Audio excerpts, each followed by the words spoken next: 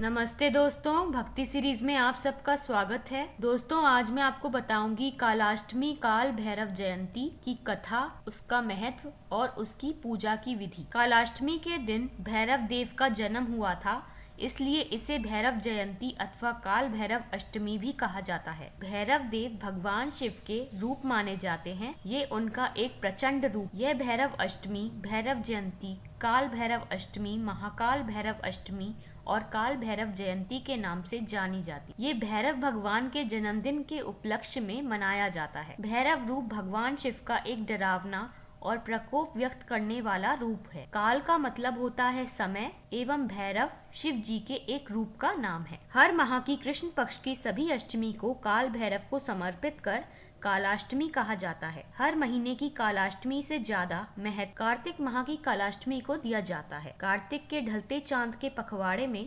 8वें चंद्र दिन पर पड़ता है, अर्थात कार्तिक कृष्ण पक्ष की अष्टमी के दिन कालाष्टमी पर्व मनाया जाता है। नवंबर दिसंबर के माह में ये एक ही दिन आता है, जिसे काला अष्टमी या काल भैरव जयंती कहते हैं। ये दिन पापियों को दंड देने वाला दिन माना जाता है, इसलिए भैरव को दंडपानी भी कहा जाता है। मान्यता अनुसार काले कुत्ते को भैरव बाबा का प्रतीक समझा जाता है, क्योंकि कुत्ता भैरव देव की सवारी है, इसलिए इनमें स्वस्वा भी कहा जाता है। ये रूप देवताओं और इंसानों में जो भी पापी रहता है उसे दंड देता है। उनके हाथों में जो डंडा होता है उससे वो दंडित करते हैं। अब जानते हैं काल भैरव जयंती कथा का महत्व। एक बार त्रिदेव ब्रह्मा, विष्णु एवं महेश तीनों में कौन श्रेष्ठ, इस बात पर लड़ाई चल रही थी। इस बात पर बहस बढ़ती ही चली गई, जिसके बाद सभी देवी देवताओं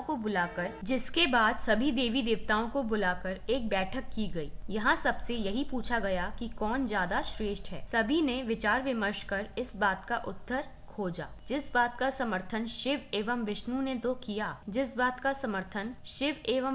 तो किया, लेकिन तभी ब्रह्मा जी ने भगवान शिव को अपशब्द कह दिए, जिसके कारण भगवान शिव को क्रोध आ गया और उन्होंने उसे अपना अपमान समझा। शिव जी ने उस क्रोध से अपने रूप भैरव को जन्म दिया। इस भैरव का अवतार का वाहन काला कुत्ता था, जिसके एक हाथ में छड़ी थी। इस अवतार को महाकालेश्वर के नाम से भी बुलाया जाता है, इसलिए इनको दंडाधिपति कहा गया। शिव जी के इस रूप को देख सभी देवी देवता घबरा गए। भैरव ने क्रोध में ब्रह्मा जी के 5 मुखों में से एक मुख को काट दिया। तभी से ब्रह्मा के पास 4 मुख हैं। इस प्रकार ब्रह्मा जी के सर को काटने के कारण भैरव जी पर ब्रह्मा हत्या का पाप आ गया। ब्रह्मा जी ने भैरव बाबा से माफी मांगी, तब शिव जी अपने असली रूप में आ जाते हैं। भैरव बाबा को उनके पाप के कारण दंड मिला, इसलिए भैरव को कई समय तक एक भिखारी की तरह रहना पड़ा। इस प्रकार वर्षों बाद वाराणसी में इनका दंड समाप्त होता है। इसका एक नाम दंडपानी पड़ा। इस प्रकार भैरव जयंती को पाप का दंड मिलने वाला दिवस भी माना जाता है। अब जानते हैं भैरव जयंती पूजा कैसे की जाती है। यह पूजा रात्रि में की जाती है। पूरी रात शिव पार्वती एवं भैरव की पूजा की जाती है। भैरव बाबा तांत्रिकों के देवता कहे जाते हैं, इसलिए ये पूजा रात्रि में होती है। दूसरे दिन जल्दी उठकर पवित्र नदी में नहाकर श्राद्ध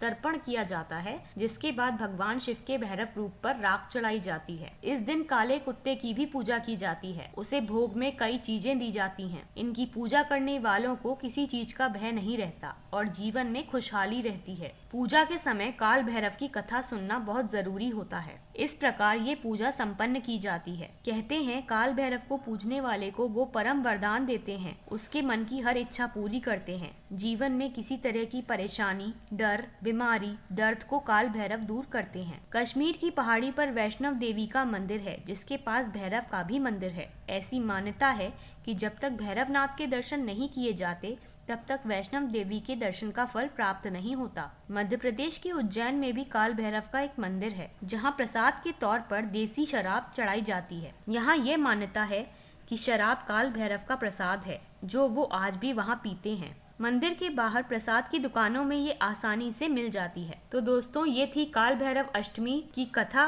उसका महत्व और उसकी पूजा विधि। इस बार 21 नवंबर यानी सोमवार को काल भैरव जयंती पड़ रही है, तो आप सब भी इनकी पूजा कीजिए, जिससे आपकी भी हर मनोकामना पूरी हो। उम्मीद है आज की ये वीडियो आपको पसंद आई होगी। अगर पसंद आई है तो इसे लाइक और शेयर जरूर करिएगा और मेरे चैनल को सब्सक्राइब करना मत भूलिएगा। तो दोस्तों, आपसे फिर मुलाकात होगी एक नई वीडियो के साथ। तब तक के लिए धन्यवाद।